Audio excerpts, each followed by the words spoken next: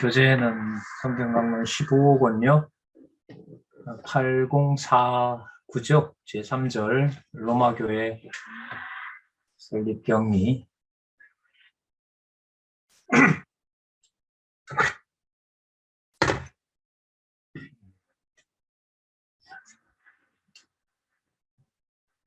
시작하도록 하겠습니다. 하나만 말씀을 드리고 시작하면 그 언약과 성취 섭리도 그 제일 바깥에 영원적 언약 성취, 그 다음에 실체적 언약 성취와 관련을 지어서 성경 강론 전집을 봐가는 거 그동안 계속 설명을 드렸죠. 8049의 첫 번째 단락은 이제 로마교회 설립 경리를 성경 본문의 요약을 근거로 해서 제시해줬고, 성령께서라는 주어를 통해서 그 다음에 그 내용을 이제 연결한 거죠. 성경의 바탕을 둔 성경의 내용을 의미를 조금씩 첨가하면서, 이때 의미의 기준은 여호와 계시입니다. 그래서 두 번째 단락 첫 문장이 성령께서는 부활 승천하시니가 그리스도이심을 로마교회 설립 경리를 통해 증거하신다. 이 개념을 줄이는 건 그 저자의 의도가 이제 분명히 반영이 되죠. 거기에 이제 염두를 두신다면 이제 로마 교회라는 말은 낱말은 안 나오죠. 그리고 설립 경위라는 낱말은 나오지 않기 때문에 이 단어 선택이 의미가 부여된 겁니다. 그죠? 예. 성경 본문의 기초를 두고 개념을 제시하고 있는 거기 때문에 그래서 한번 더 읽어보면 두 번째 단락 곧 교회 설립의 동기와 배경을 비롯해 자 이게 이제 의미를 찾아가는 과정이라고 할 수가 있겠죠. 그 다음에 동기와 배경, 그 다음에 교회 설립의 기회와 실제 이 네 가지 사실이 이제 사도행전 21장 18절에서부터 28장까지 나타나 있다는 거죠. 그 다음에 중요한 게 아까 창세기부터 계시록까지 이 모든 성경 기록 내용의 근거가 두 번째 단락 제일 마지막 문장 여호와 하나님께서 창세 전에 작정하신 영원한 뜻에 따라 언약하신 말씀에 바탕을 두고 있다. 자, 그러면 이제 여기서 공부를 신경을 써야 되는 부분이 생기는 거죠. 창세기부터 계시록까지 모든 내용이 여호와 하나님께서 창세전에 작정하신 영원한 뜻에 따라 언약하신 말씀에 바탕을 두고 있다고 전부 다 이제 이게 기초가 되는데 그러나 본문에 다루고 있는 내용은 다른 거죠. 21장 18절에서부터 28장까지 내용이고 거기에는 교회 설립의 동기와 배경, 교회 설립의 기회와 실제가 나오는 겁니다. 자, 그럼 여기서 두 가지가 고민을 해야 되는데 사도행전 21장 18절부터 28장은 교회 설립을 통한 성취라는 사도행전 속에 있는 거잖아요. 그럼 그 내용도 이해가 돼야 될까요? 무시해도 될까요? 무시하면 안 되죠. 무시해도 안 됩니다. 그래서 지금 이 책이 적지 않게 9882페이지라고 하지만 이런 방식으로 공부를 했을 때는 여기다가 이제 앞부분을 다 담을 수가 없고 그건 이제 제목에다만 제목의 넘버에 그게 숨어 있는 거죠. 지금 이게 제3절이니까 몇 절과 몇 절이 있는 거죠. 2절과 1절이 있는 겁니다. 그러면 1장에서부터 21장 17절까지의 내용을 로마교회 설립 경위와 논리적으로 연관이 있다는 것을 전제로 하는 거죠. 그죠? 그 논리적 연관 속에 여호와 하나님께서는 창세전에 작정하신 영원한 뜻에 바탕을 두고 있다. 작정하신 영원한 뜻에 따라 언약하신 말씀에 바탕을 두고 있다. 이게 이제 설명이 돼야 되는 겁니다. 그리고 이제 또 하나, 이제 오늘 당장 나올 문제인데, 교회 설립 동기와 배경, 교회 설립의 기회와 실제를 성령께서 하신다라는 것하고 창세전에 작정하셨다라는 것이 본문에 연결이 이루어지면서 더 드러나야 될까요? 그건 무시하면 될까요? 더 드러나야겠죠. 그 목적은 어디에 있냐면 성경은 하나님의 계시의 말씀으로 된 권위 있는 신적 말씀이다. 여호와 하나님의 계시의 말씀이다. 목적은 여호와 계시이다. 이렇게 전제를 또 하고 그 부분들을 계속해서 공부해 가야겠죠. 그래서 이 페이지가 이어진다라는 게 공부를 어떤 방향으로 해야 되는지를 이 가이드라인을 만들어주고 있다고 봐도 돼요. 그리고 뭐 제3절, 제2절, 제1절 그게 단지 넘버를 매겨서 그 독자들에게 안내를 잘 하는데도 목적이 있지만은 중요한 것은 그게 전부 우리 이번 성경신학 개론에 나와 있는 성경신학의 5가지 중요한 특징이 있죠. 첫 번째가 뭐냐면 논리적 일관성이라는 거죠. 그 논리적 일관성은 의미 분석의 그 넘버가 1, 2, 3 할 때도 연결이 되는 거고요. 그 바탕은 어디에서부터 오는 거냐면 성경 본문의 내용들이 연결된다는 것하고도 관계가 되는 겁니다. 그러니까 지금 세 번째 단락 공부는 이제 우리가 들어가겠습니다만은 세 번째 단락 공부는 이 바탕 위에서 이게 신약이기 때문에 구약이 나올 확률이 많고요. 왜냐하면 언약과 성취, 섭리사이기 때문에 구약의 내용이 들어올 것이 분명할 것이고 그리고 큰 주제로 보면 이게 성령에 의한 성취이기 때문에 예수에 의한 성취 부분도 들어오는 겁니다. 그럼 거기 있는 내용과도 논리적 연관성이 있는 겁니다. 그러니까 어느 부분이라도 논리적 일관성이라는 이 연결성을 배제하고 성경을 볼 수가 없다는 것을 이제 저자는 강하게 주장을 하고 있는 거죠. 네.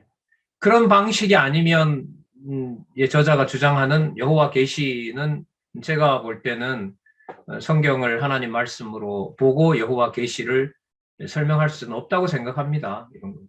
그리고 이렇게 이제 공개하는 것은 그렇게 안 봐도 성경을 하나님 말씀으로 볼 수가 있다. 거기에 대해서 이제 열려 있는 거죠. 뭐 반박할 수도 있고 아니면 이 내용을 저처럼 제가 이해한 수준에서 여러분들에게 이제 설명을 해갈 수도 있고요. 그래서 이제 앞으로 이게 한 번 끝나는 게 아니라 제가 이제 여러분들을 보다 좀 먼저 이제 확인해보고 같이 공부하자고 제안을 드렸고 여러분들이 이제 이걸 확인해 가면서 여기서 이제 그 새롭게 알게 되고 또 이렇게 하면 이렇게 보면 여호와 계시로 더 분명해질 것 같습니다라는 그런 이제 방법론부터 시작해서 내용까지 주석의 내용을 말하는 겁니다. 성경 신학 총서, 성경 강론 총서에 주석해 놓은 것보다 이런 방향으로 가는 것 아니면 그 주석은 이런 의도를 가지고 있습니다. 전 주로 이제 후자에 초점을 맞추죠. 제가 이해하기로는 그 한 줄 속에 이런 의미를 담고 있다라고 얘기를 하는 겁니다. 그래서 성경 강론 전집을 그대로 유지하지 않는 현재 성경신학 공부 방법에 대해서는 저는 글쎄요, 그 시간 낭비라고 생각을 하고요. 여러분들과 같이 이제 이 기록한 또 해설을 하고 주석해 놓은 이 내용의 중요성을 여러분들에게 이제 공유를 하고자 하는 겁니다. 자, 거기 한번 구약 근거 나오네요. 시편 119편 4절이죠. 이거 이제 우리 지난번에 확인한 구절이지만요. 제가 한번 읽어보도록 할게요. 본문 전부 다를 한번 읽어볼게요. 그 소리가 온 땅에 통하고 그 말씀이 이 세계 끝까지 이루도다. 하나님이 해를 위하여 하늘에 장막을 베푸셨도다. 자, 이 말씀이 19편 4절에 나오고요. 그 다음에 마가복음 16장 15절 또 가라사대 너희는 온 천하에 다니며 만민에게 복음을 전파하라. 자, 이때 만민은 보편 구원론, 만인 구원론이 아니라 인종을 초월한 유대다, 이방이다 이걸 초월한 의미에서 만민에게 복음을 전파하라고 하신 명령이지만 이제 언약이죠. 행전 23장 1절. 자, 이게 이제 로마와 관련된 부분이죠. 직접적인 언급이 있는 구절입니다. 이 직접적인 언급이라는 것은 나머지 부분, 다른 부분하고 연결이 된다는 것을 전제로 하는 겁니다. 요 구절만 로마가 나온다 이렇게 보시면 안 됩니다. 그렇게 말하면 그 성경 본문의 논리적 일관성이라는 걸 무시해 버려야 되니까. 그렇지 않습니까? 다 연결된다는 전제 위에서 이제 살펴봐야지. 여기에만 나온다 이렇게 말하면은 이제 이 세 번째 단락의 의도를 잘 모르는 거죠. 23장 11절에 보면 그날 밤에 주께서 바울 곁에 서서 이르시되 담대하라.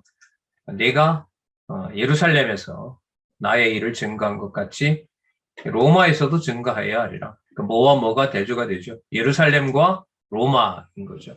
예루살렘에 임하신 성령과 로마에 임하는 성령과 또 공간의 문제인 거예요. 물론 시간도 차이가 나죠. 예루살렘의 복음을 전한 다음에 시간으로 보면 한 25년 정도 흐른다고 하거든요. 25년, 30년 후에 이제 로마 교회가 설립되고 거기 이제 바울 사도를 하나님께서 보내시니까 그 시간도 있지만 우리 경우로 보면 2000년이라는 시간과 그 공간을 초월하는 겁니다. 그리고 그때 임했던 성령께서 지금도 동일한 성령으로 임하고 계신 거고요. 이런 가상 공간을 매체로 해서 여러분들의 지성에 임하는 성령과 저에게 임하는 성령이 같은 성령이라는 것도 분명하겠죠. 자, 그런 어떤 연속성을 좀 생각을 하시면서 이 부분도 한번 논리적으로 한번 이렇게 생각을 해 볼 수가 있겠죠. 저는 그러므로를 참 좋아한다고 그랬습니다. 왜냐하면 이게 연결성과 관련되기 때문에. 자, 이게 지금 로마 교회 설립의 그 경위를 아까 두 번째 단락에서는 창세전에서 잡았다면 공간적으로 보면 시편 19편 4절은 왜 로마까지 가느냐? 시편에 이미 다윗을 통해서 온 땅에 그리고 세계 끝까지 하나님의 말씀이 전파된다고 약속되어 있기 때문에 그렇습니다. 그리고 그래서 마가복음 16장 15절 부활 승천하시기 전에 좀 배경을 좀 넣는다면 제자들이 부활을 불신함에도 불구하고 시편 19편 4절에 약속되어 있으므로 이렇게 연관을 시켜도 되죠. 그래서 지난번에도 말씀드렸지만 마가복음 16장 15절 얘기를 할 때 이제 혹여 제자들이 부활한 예수님의 영광의 확신을 가지고 있었기 때문에 그들에게 복음 전파를 하도록 명하셨다. 이러면 이제 본문 왜곡이 되는 거죠. 그러니까 이제 본문도 신경을 좀 써야 되는 겁니다. 마가복음 승천전 상황은 제자들이 부활을 믿었다 그래요? 못 믿었다 그래요? 믿지 않았죠. 믿지 못했죠. 그래서 책망을 하시잖아요. 그 맥락에서 그들이 믿든 믿지 않든 믿지 않았음에도 불구하고 왜 할 수밖에 없느냐? 세 번째 단락의 근거는 이게 시편이 들어오는 거예요. 왜냐하면 그들이 믿지 않아도 시편 19편 4절에 예수님 오시기 1000년 전에 온 땅에 뭐가 전해지게 되어 있어요? 하나님의 말씀이 전해지도록 되어 있다는 겁니다. 이게 이제 논리적 연결성인 거죠. 그 왜 시편 19편 4절만 들어오느냐? 이미 우리는 여기서 어떤 문으로 들어가야 될지 알게 된 거예요. 19편 4절과 동일한 말씀이 나오는 구절을 찾아서 연구를 진행하면 돼요. 그걸 더 찾아서 이제 앞으로 여러분들하고 할 텐데 그 구절이 시편 전체로 보면요. 19편 4절뿐만 아니라 20편에도 나오고 22편에도 나오고 90편에도 나오고 150편에 나오는 게 있어요라고 여러분들이 찾아서 서비스로 여기에서 발표를 해주시면 저 같은 사람에게 다른 분들한테 도움이 되는 겁니다. 그걸 단순하게 여기 우리 공부하는 사람들도 그걸 다 있는 걸 찾아서 남들에게 이렇게 먹기 좋게 해주는 걸 우리가 이게 일본말로 뭐 노가다라 그러는데 단순 노가다는 아니에요. 공부 방식에 대한 내용을 알고 그걸 전달해 주는 거니까요.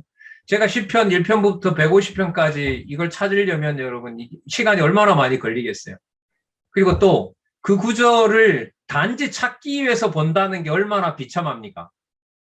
안 그래요? 검색을 해요. 이방과 관련된 걸 찾아내요.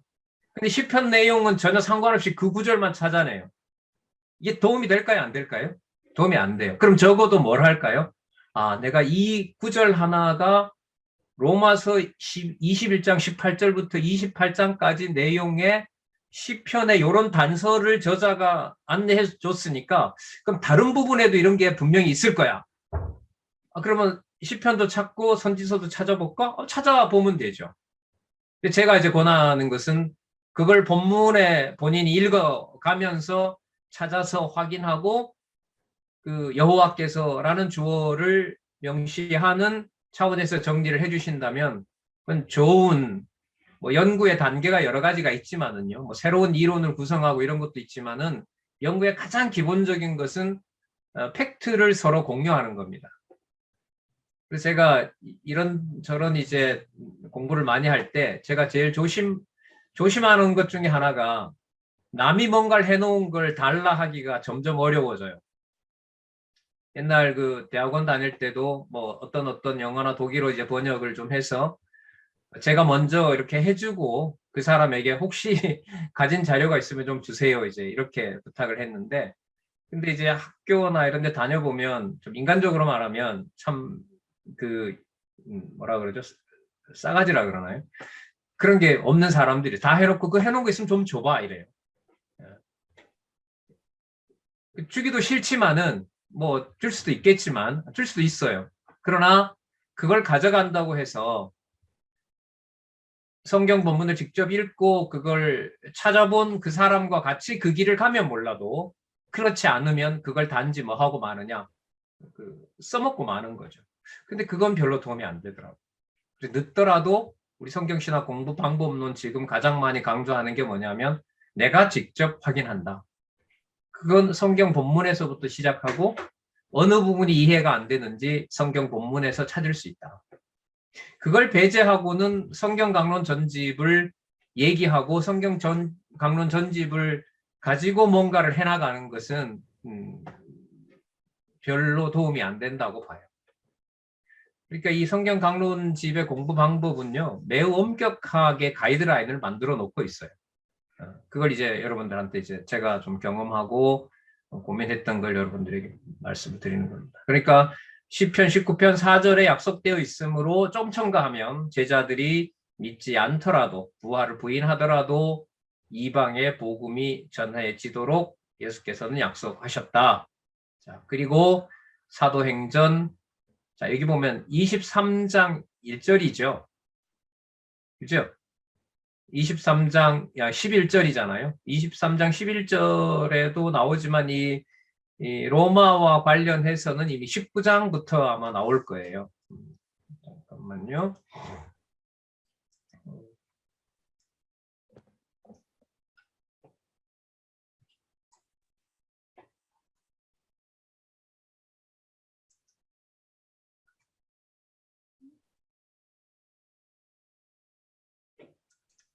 예, 예를 들면 그 메모 한번 해놓으시기 바랍니다. 사도행전 19장 21절.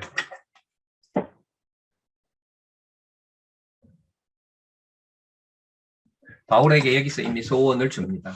자, 이렇게 메모를 같이 하자고 한 것은요, 이제 앞으로 이제 공부 방향이 뭐냐면, 지금 이제 저자랑 아직도 분명히 우리가 세미나를 할 수 있고, 올해부터 아마 시작이 될 겁니다. 우리 지난 그 총회 때,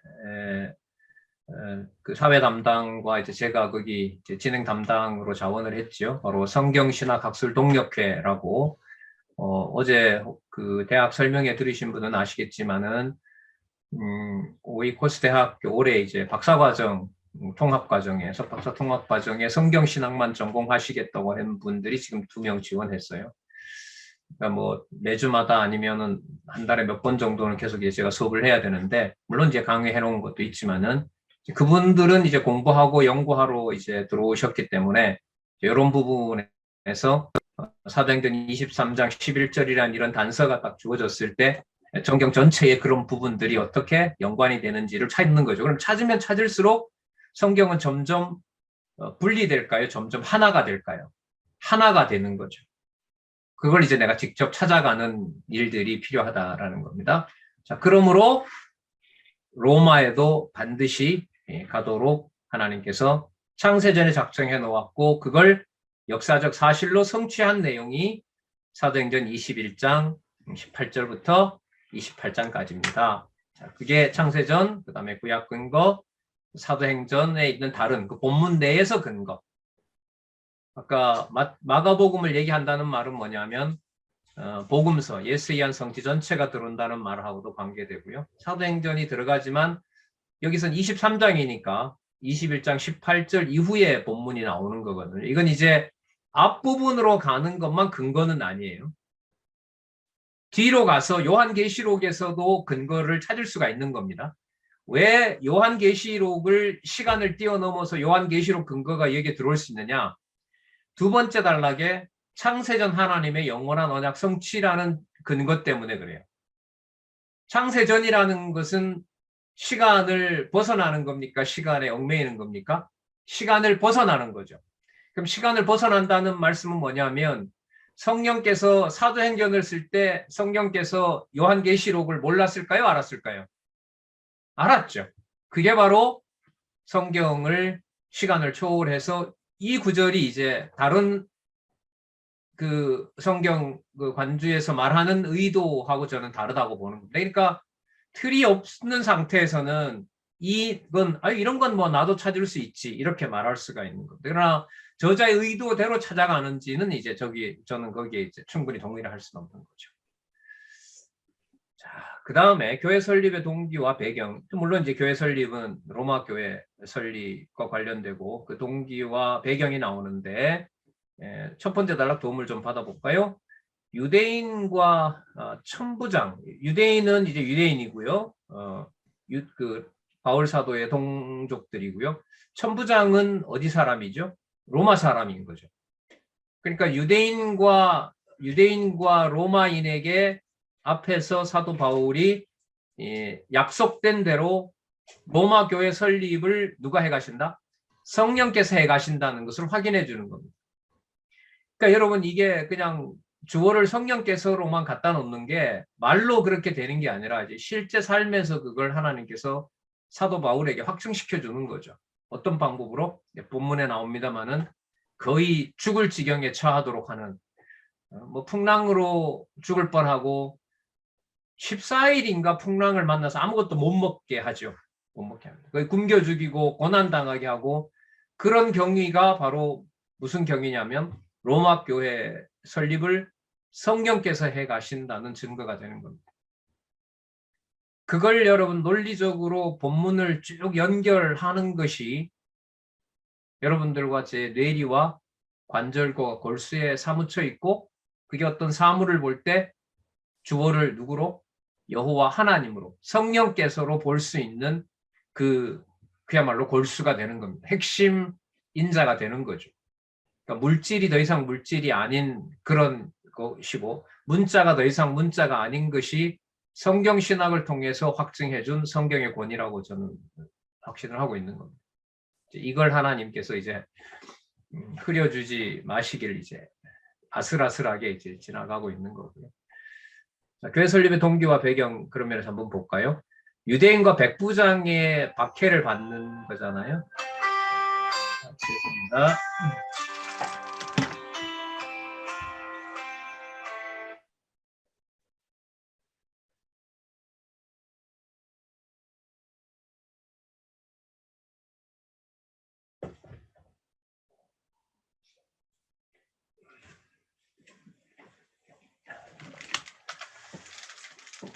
네, 그래서 지금 여기 나와 있는 내용들을 따라가는 것이 논리적인 본문의 연결성과 함께 바로 창세전에서부터 구약 근거들이 하나로 모인다는 거. 자, 그리고 천부장과 공회원의 역할이 나오는데 이 역할은 앞에 나오는 뭐하고 관계 있을까요? 박해하고 관계가 있는 거죠. 박해하고 관계가 있어요. 자, 그러면 한 번씩 볼게요. 구약의 열왕기상 19장 내용이 나오네요. 우리가 이 부분도 사실 살펴보긴 했습니다만 이거 한번 읽어보죠. 그 음소거 좀 도와주시고요. 저기 누가 계시나? 송 권사님, 송기란 권사님 좀 읽어주시겠습니까? 열왕기상 19장 1절에서부터 8절까지. 네. 아합이 엘리야의 무릇 행한 일과 그가 어떻게 모든 선지자를 칼로 죽인 것을 이세벨에게 고하니 이세벨이 사자를 엘리야에게 보내어 이르되 내가 내일 이맘때에는 정녕 내 생명으로 저 사람들 중 한 사람의 생명 갖게 하리라. 아니하면 신들이 내게 벌 위에 벌 내림이 마땅하니라 한지라.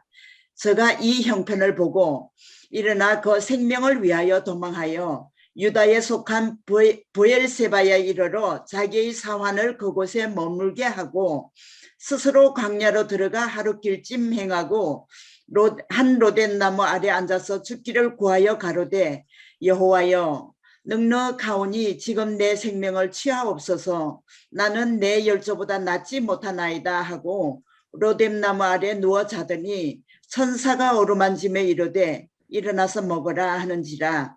본적 머리맡에 숯불에 구운 떡과 한 병 물이 있더라. 이에 먹고 마시고 다시 누웠더니 여호와의 사자가 또 다시 와서 어루만지며 이르되 일어나서 먹어라. 네가 길을 이기지 못할까 하노라 하는지라. 이에 일어나 먹고 마시고 그 식물의 힘을 의지하여 40주 40야를 행하여 여호와 하나님의 산 호렙에 이르니라. 하나님의 자비성이 잘 나타나 있죠. 네. 믿음이 좋으시네요. 저는 하나도 자비롭지 않게 읽었는데. 아니 인간적으로는 그런데. 그렇죠. 우리가 요즘 그런 말 많이 하죠. 인간적으로 네. 하나님의 정하신 이게 우리 개념이 분명해요. 근데 실제로 나한테 일어나면 못 믿을 수도 있어요. 지금 책이니까 그렇지. 그렇죠. 예. 뭐지죠? 40주 40야를 도망을 가게 하니까요. 그러니까요. 네. 자, 그러면 제가 좀 약간 이 본문 정황과 로마 교회를 설립하시는 경위가 하나님의 신실하심에 기초하면서 동시에 뭐와 관련된다? 주권성과 관련된다는 것을 지금 권사님 읽으셨던 본문하고 같이 설명하려고 제가 그렇게 질문이 아니라 그런 방식으로 말씀을 드린 겁니다. 그러니까 선지자를 그 악한 세력으로부터 이제 이세벨로부터 말은 보호인데 하나님의 방법으로 보호한다는 걸 여기서 이제 보여주고 있잖아요. 마찬가지로 로마로 가는 그 상황이 전적으로 하나님께서 하나님의 방법으로 바울 사도를 로마로 보내는 게 나오거든요. 그럼 이제 이 내용은 충분한 힌트가 될 수 있겠죠. 그리고 예레미야는 여러분 아시는 것처럼 이제 예레미야 선지자가 바벨론의 마치 그 첩자인 것처럼 바벨론의 그 바벨론 측에서 계속 얘기를 하니까 항복하라고 얘기하고 하니까 유대인들이 이제 그 얘기를 듣기 싫어하는 거죠. 예레미야 37장이니까요. 이 부분은 전체 내용으로 봤을 때 그 멸하시는 내용이 아니고 뭐 하시는 내용이죠? 세우시는 내용이죠. 세우시는 내용인데 이 정작 본문에 있는 내용을 보면은 예레미야가 뭘 당하죠? 고난을 당합니다. 자, 제가 아까 세우심에 해당된다는 단서를 제가 볼 땐 여기서 왜 중요하냐 하면 세우심과 관련된 내용이 이 본문에 나와요. 그러면 이것도 한번 보시면서 그 부분이 어떤 건지. 왜냐하면 그 부분을 찾아야 앞에 엘리야를 하나님께서 어떻게 보호하시면서 언약을 이루어 가시는지 하고 연결하는. 근데 그 연결이 누구 중심에서? 하나님의 주권성의 중심에서 연결하는 부분이 되기 때문에 그렇거든요. 자, 우리 누가 한번 읽어주시겠어요? 준한용 원사님 성경 가지고 계세요? 읽으실 수 있겠어요? 예, 그러면 예레미야 37장 11절에서부터 15절까지 좀 부탁드리겠습니다. 갈대아인의 군대가 바로의 군대를 두려워하여 예루살렘에서 떠나매 예레미야가 베냐민 땅에서 백성 중 분깃을 받으려고 예루살렘을 떠나 그리로 가려 하여 베냐민 문에 이른즉 하나냐의 손자요 셀레마의 아들인 이리야라 이름하는 문지기의 두목이 선지자 예레미야를 붙잡아 가로되 내가 갈대아인에게 항복하려 하는도다. 예레미야가 가로되 망령때다. 나는 갈대아인에게 항복하려 하지 아니하노라. 이리야가 듣지 아니하고 예레미야를 잡아 방백들에게로 끌어가매 방백들이 노하여 예레미야를 때려서 서기관 요나단의 집에 가두었으니 이는 그들이 이 집으로 옥을 삼았음이더라. 네, 감사합니다. 이 내용이 상황으로 보면 예레미야에게 좋은 상황입니까? 나쁜 상황입니까? 나쁜 상황. 매우 나쁜 상황이죠. 네. 자, 그런데 나쁜 상황 자체를 설명하려는 게 이 본문의 목적이 아니죠. 아니라면 로마 교회 설립 경위와 관련해서 한 부분을 찾는다면 어떤 부분이라고 생각을 하십니까?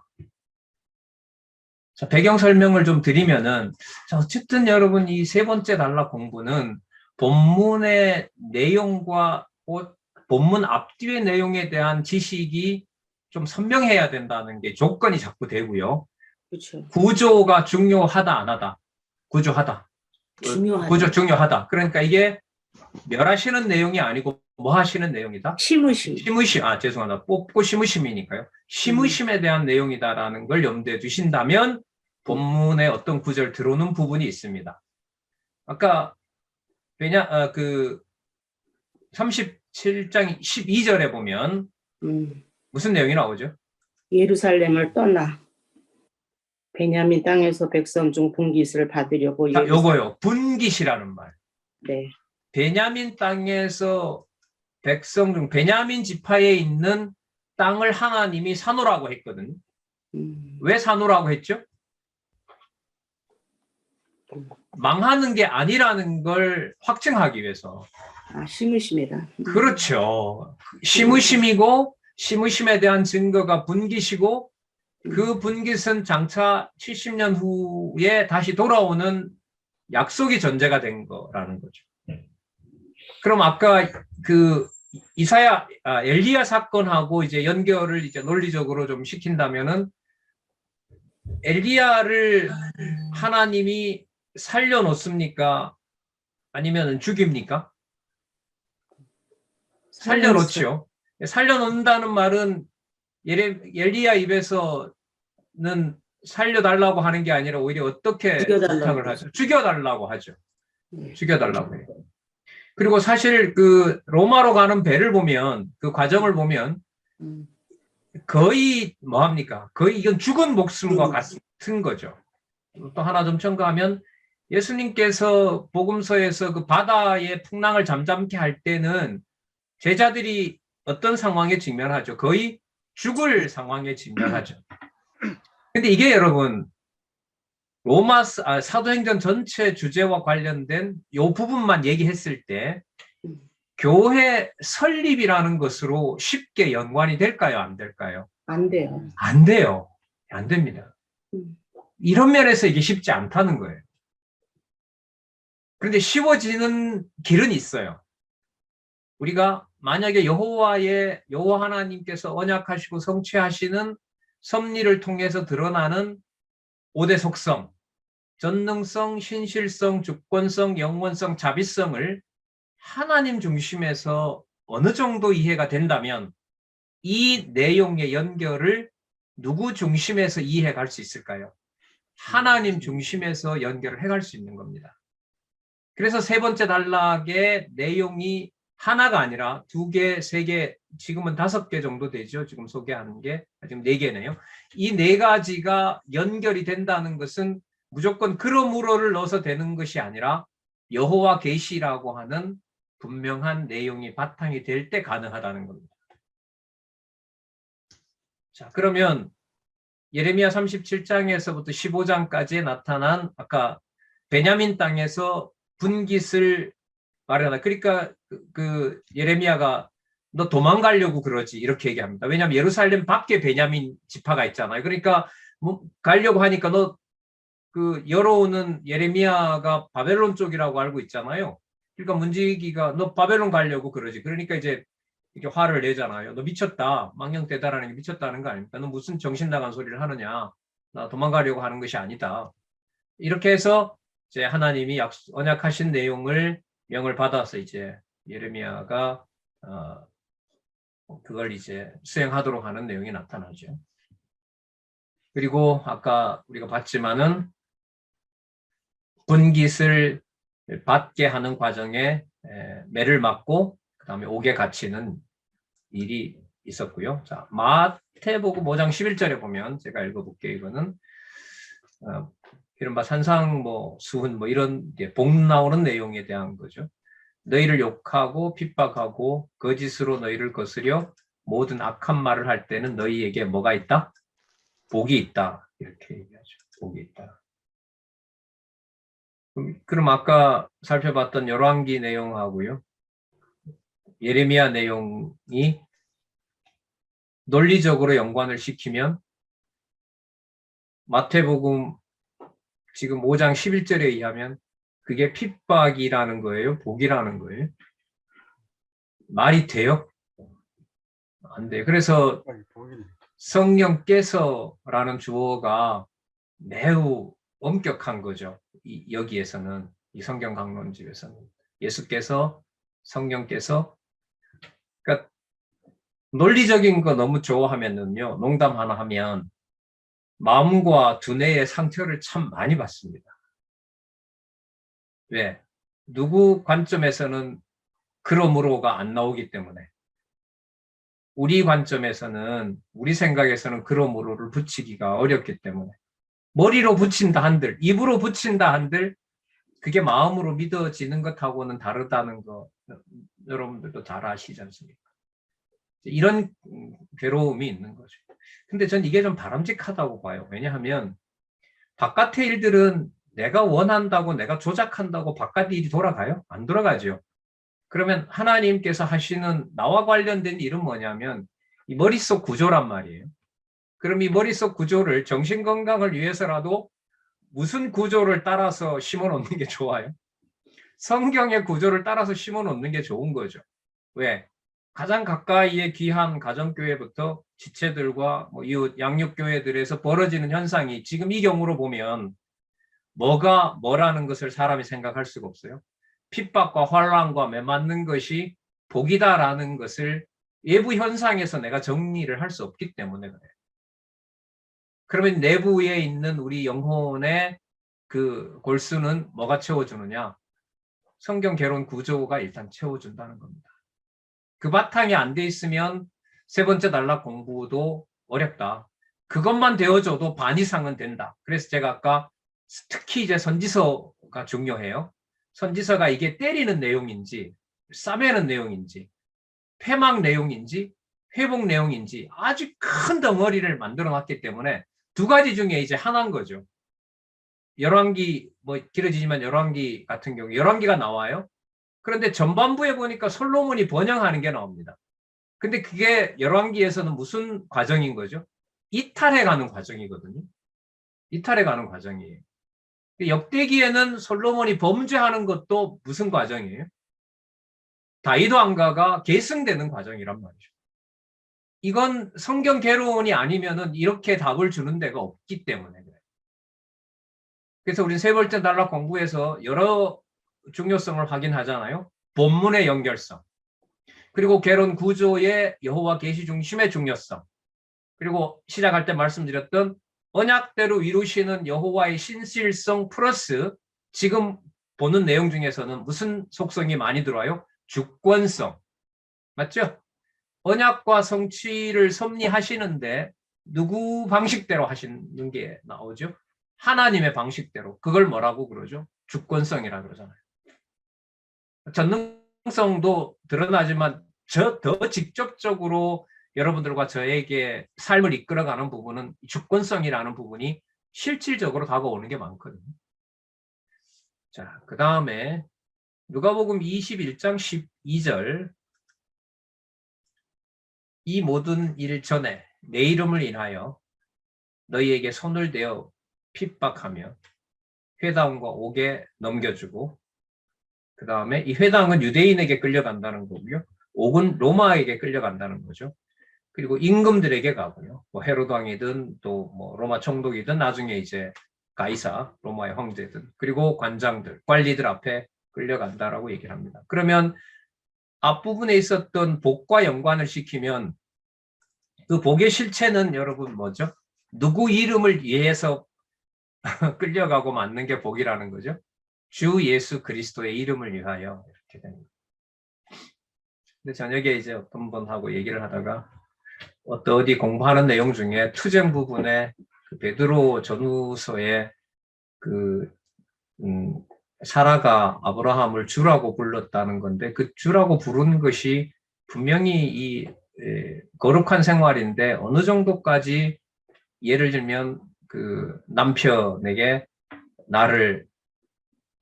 내가 예를 들면 굽혀야 되는 거냐. 근데 여러분, 그 베드로 전후서가 투쟁인데 사실 그 내용 보면 베드로의 유언이거든요. 뭘 눈앞에 두고 하는 말씀이냐면 죽음을 눈앞에 두고 하는 말씀이에요. 그러면 본인이 만약에 로마군에게 혹은 유대인에게 잡혀가서 예수님 약속대로 이제 죽잖아요.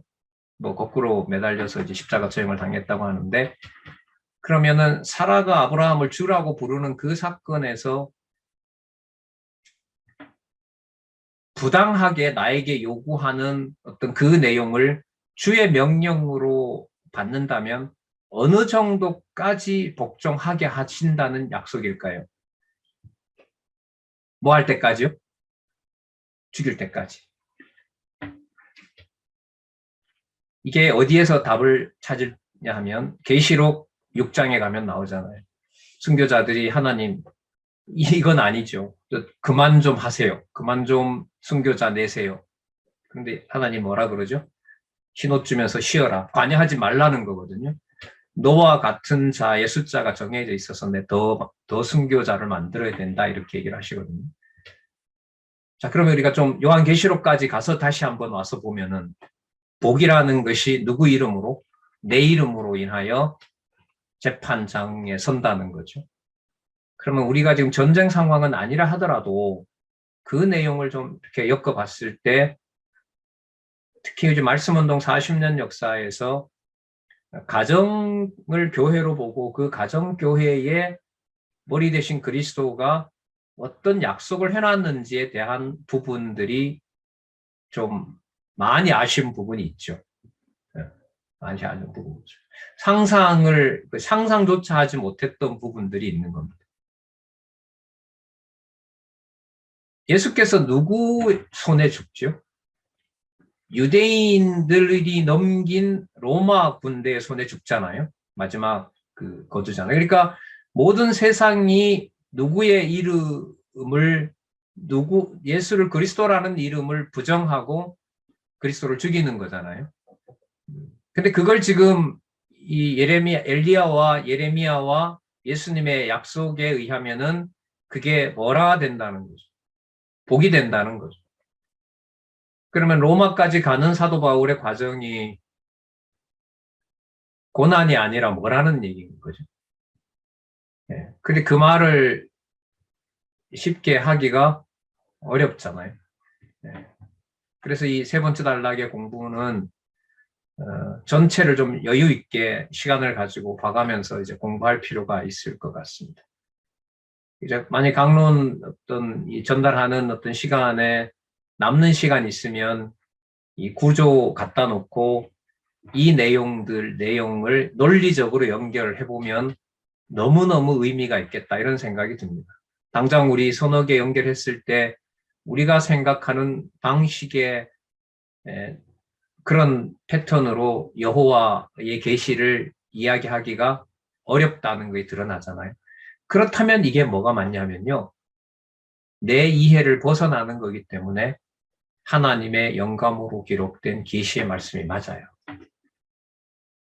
여러분과 저는 나한테 믿어지면 계시의 말씀인 것 같고 내가 튕겨져 나오면은 계시의 말씀은 나한테 유용하지 않다고 생각하는데 이 내용을 따라오면 나에게 믿어지지 않기 때문에 이게 뭐가 맞아요? 신적 권위가 있는 말씀이 맞는 거죠. 그런 걸 여러분 뭐라고 그러냐면 객관적 진리라 그래요. 여러분 1 더하기 1이 우리나라에서만 2입니까? 다른 나라에서도 2가 됩니까? 다른 나라에서도 2가 되잖아요. 그게 객관적인 거거든요. 그러니까 내 이해관계를 벗어날 때 그게 객관성이 된다는 거죠. 그런 면에서 객관적 진리를 좋아하는 것은 상처가 많아요.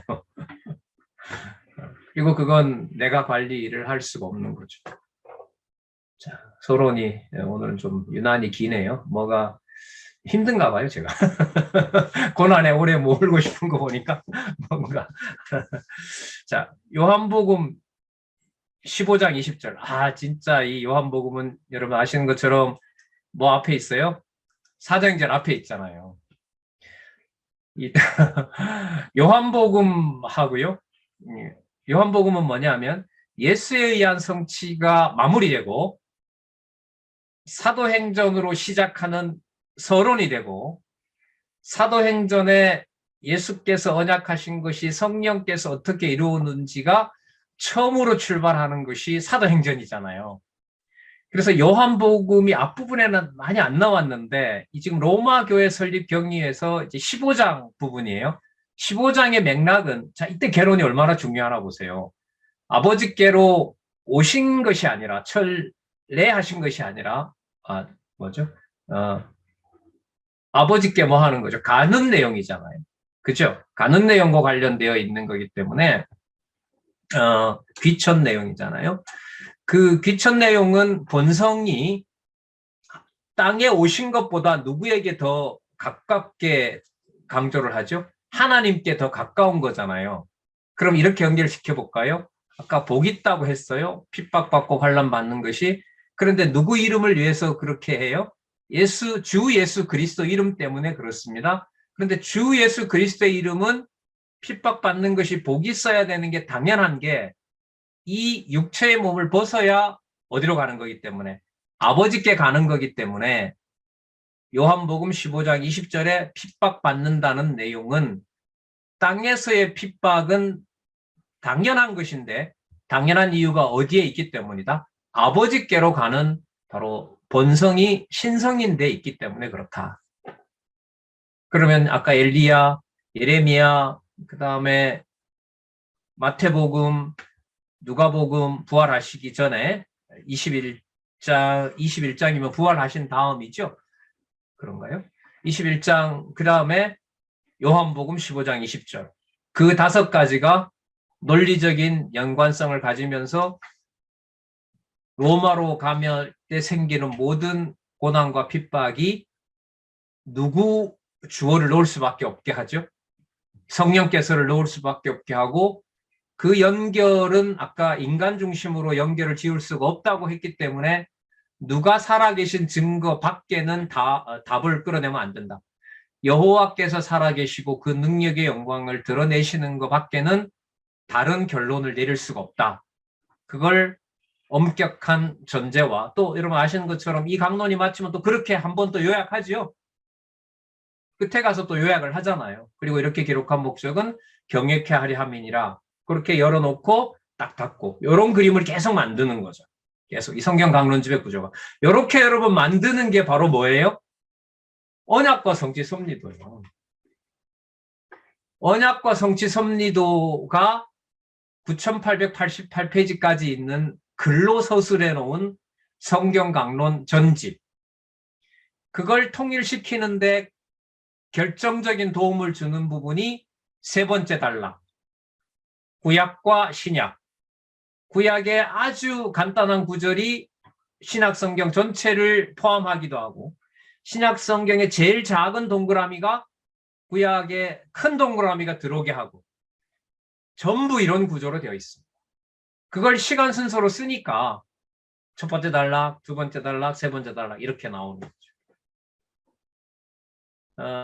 28장까지 이 부분들이 이제 주요 쓰이거든요. 쓰이는데 그때 주제마다 내용도 연관이 되기 때문에 어떻게 구절들이 연관이 되는지는 이제 본문의 요약을 조금씩 붙이면서 연결을 해가면서 지금 말씀드렸던 이 부분이 제가 볼 때는 어쨌든 서론이니까요.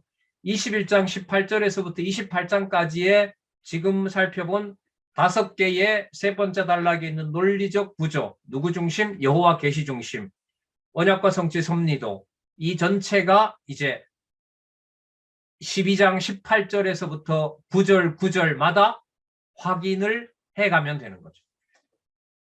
네. 한 잔 마시죠. 네, 커피 한 잔 하시고요.